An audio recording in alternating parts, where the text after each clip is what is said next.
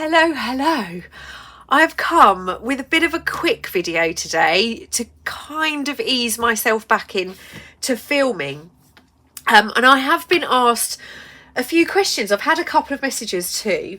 And I'm going to talk a little bit, first of all, about fussy cutting using a machine. So I have a scan and cut, and I have one of the really old, most basic models, and the little screen is about that big. It's teeny tiny, and you have to calibrate the machine. Obviously, if you have a scan and cut, you know you have to calibrate that machine, and we kind of have to use the calibration every single time we get the scan and cut out, because we don't have it out on a side. So every time we use it, obviously things have been jiggled about and it needs to be calibrated. Also, with the scan and cut, it's really difficult to see that screen to see if you've got a good cut before you commit yourself to cutting. So I kept the scan and cut because I was able to print on a good quality paper before I put it through the scan and cut. Now, my choice for ephemera are these two papers. I love the heavyweight matte, and I print all of my tags, all of my labels, everything on this paper. Less I want it to have a semi-gloss finish. And then this is the one paper I don't use Epson. This is a pearl paper. I don't know if you can see, it's got a slight sheen on it. Very, very similar to the paper dolls, for example. It's just got that little sheen to it. So these are my two favourite papers. Now, if I'm using the scan and cut, I can print on one of these papers and then I can use the scan and cut. But I then waste this paper because on my particular machine, I never get the perfect cut. There's always a little bit I have to trim. It's just not brilliant, not for me. I know the newer machines are much, much better. So I have the Cricut, and it's the Cricut Maker. And I did a video a little while ago on how to use the print and cut option. Yeah, that went down quite well. But I was printing on either, I can't recall if it was the Navigator presentation or the Navigator, I think it's colour document. So the Navigator colour document or Navigator presentation. Now, when you print on this paper, you get a pretty dull print. You do not get the quality you do when you print on these two papers. I was always a little bit torn and kept both machines because I had to print on this paper to use the Cricut if I wanted to print and cut, and I was never quite happy with the quality, or I had to print on these and use the scan and cut, and then I was never quite happy with the cut. So it was a kind of, I don't know what to do really. And then I brought out the Fussy Cut Birds kit, and I decided to do a little bit of experimenting, which I don't know why I hadn't tried until now, but I did. And I decided I would try to print on these two papers, knowing that you can't select a paper type. When you use the Cricut to print, you cannot use your printer software. If you're using an Epson EcoTank, that is the printer I use. Yours may be different, but I can't use the paper type selection in the software. It just prints as default. So I thought, I'm going to try these two papers and just see what happens. And believe it or not, the quality is really good. It looked absolutely brilliant. The colour was so much more vivid than it is on the navigation. It still isn't as high a quality as if you were printing in your software and selected the correct paper type. If you have a Cricut and it's cutting something like that, you're not getting a perfect cut or an even close to perfect cut. You do need to calibrate your machine. Now, I'd never done this before. You calibrate your machine on the Cricut Maker from your home page. You've got your little lines at the top left. If you select that, select Calibrate, and then you select Calibrate, Print and Cut, and you will get, let me just take my little piece of, you will get to print out a page that looks like this. And what it does is it scans it as if it was a scan and print document, and it cuts out the little square in the middle. Now you can see that's not a perfect cut. So you just simply say, no, it's not a good cut. And then it puts these little lines down the side for you. And you simply pick number 9 for me, because that's where the line is the neatest over the cut and the line are together. And it was I for me. And again, that cut is right over the printed line. And then you will get an absolutely amazing accurate cut. So these are the birds that I cut after calibrating my machine and using matte photo paper from Epson. These are the little ones. Did those. I think somewhere in here there are some on the photo paper. Never going to find them, am I? Oh, actually, what did I do? I did some toadstools. I did some toadstools. So these are the toadstools printed on the semi-gloss pearl photo paper. And as you can see, that colour is lovely. So these were all printed and cut using the print and cut option on the Cricut. Now, in the video, I showed you how to use the magic wand and remove the background. On these ones, I also selected the outline to remove the outline. So I have outlined fussy cuts and ones without a border. So I've got both options, and I just spent all day yesterday fussy cutting on my machine all of these birds, and at some point it had done so many cuts it did become a little bit off again, and I did the calibration and again that was perfect. But I cut out all my butterflies, all my toadstools, all of these I spent yesterday doing, and I had to recalibrate the machine once, and I am absolutely over the moon with the colour of these now. Because I can now print and cut, and I can use my preferred paper, I am going to get rid of my scan and cut. The reason being is if I'm cutting from books, I do hand cut. I'll just cut it myself. I won't use the machine.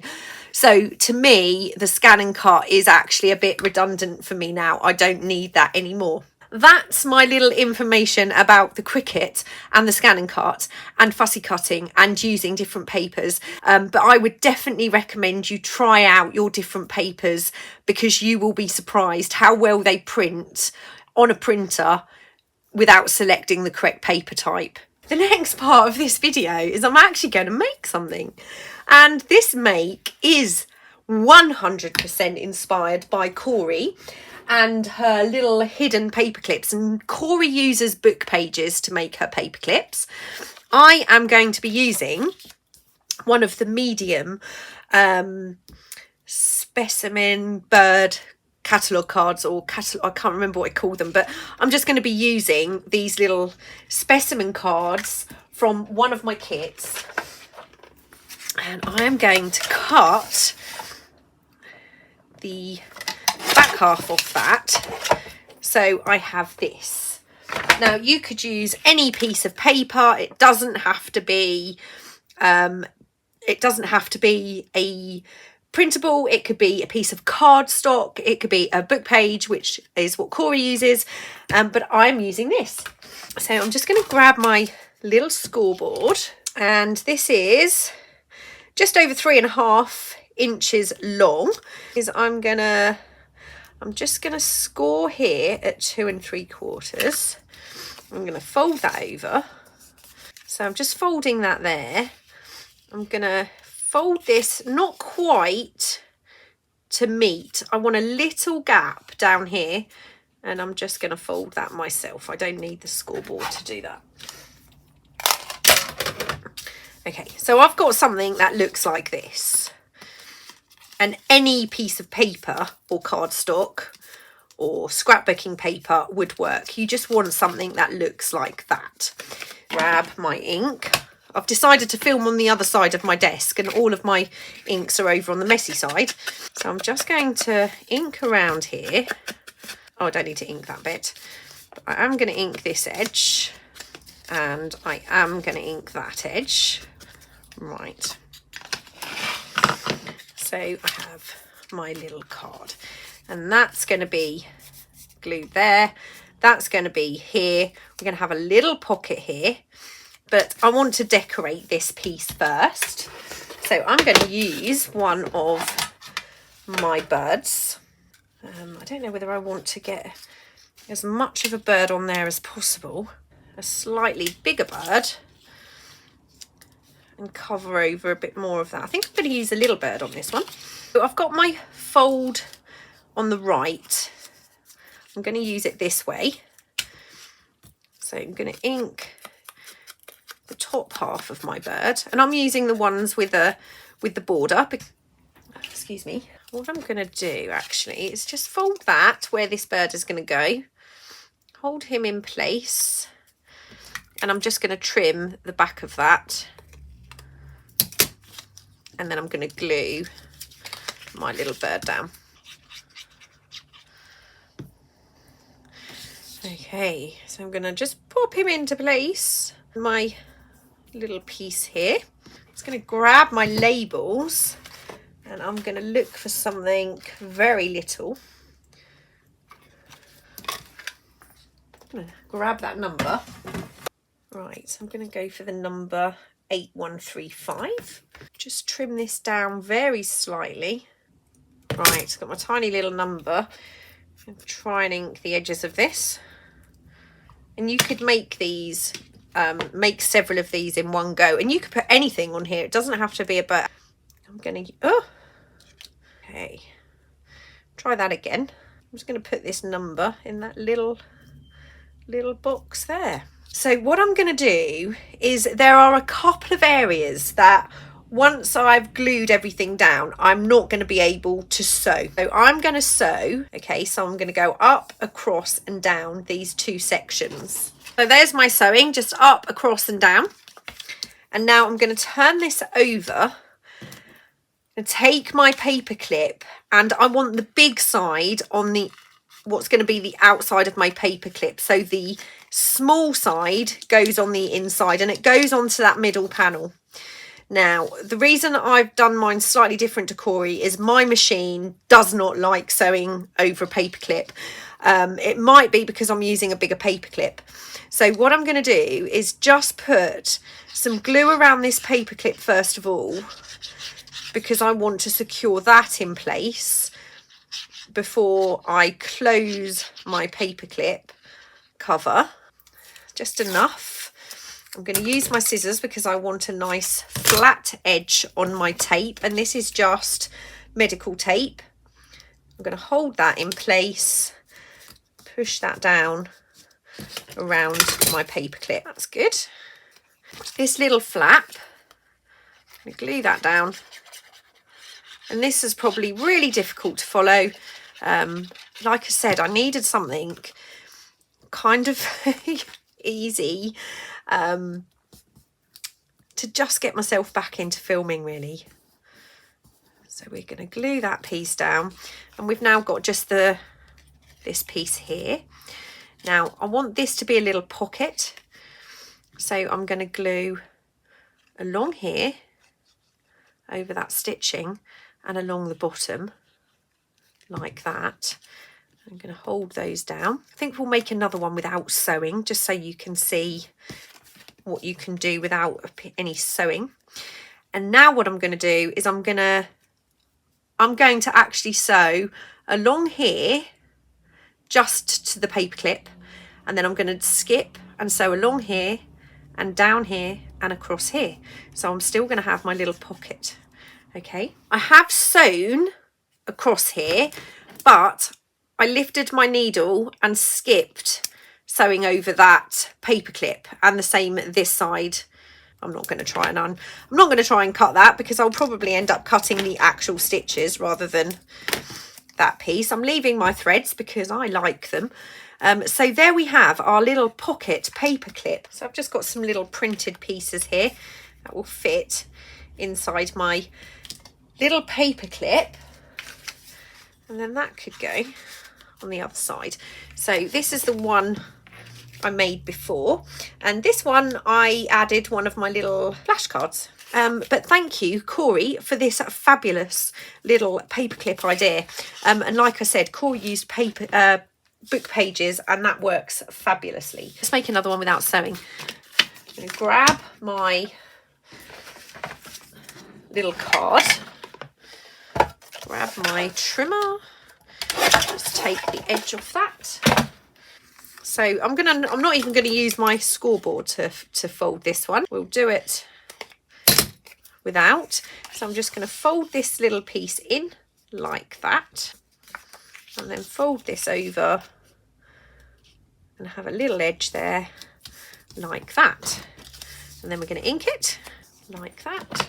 And I'm going to pick a little bird to go onto the, I think I'm going to go for this one. Just hold him into place, turn that over and trim those extra pieces off.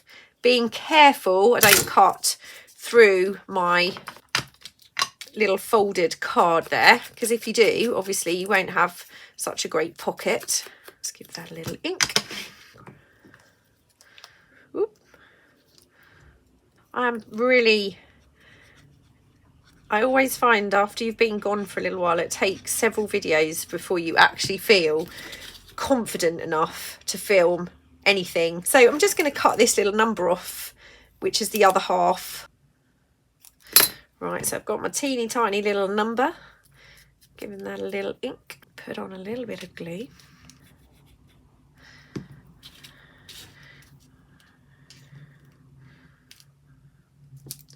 Drop that into place. So this middle section is where you want your longer part of the paper clip to be. I mean, you could always do some stamping or something on this side if you want to before you glue your paper clip closed. Just glue around the edge of that paper clip again, not forgetting the inside. Cut myself a piece of surgical tape. You could use any kind of tape, washi tape, sellotape, masking tape, anything, but I would certainly recommend you glue it into place. Just push that down to make sure that's got a nice firm grip. So this smaller section I'm going to glue down. Glue that over. It's easier if you've got the paper clip on the outside actually. So this time I'm just going to glue the edge, oh, not that edge, at the top and the bottom. So we're just going to glue the top and the bottom, glue that down, and I'm going to pop on a couple of my little Cori clips.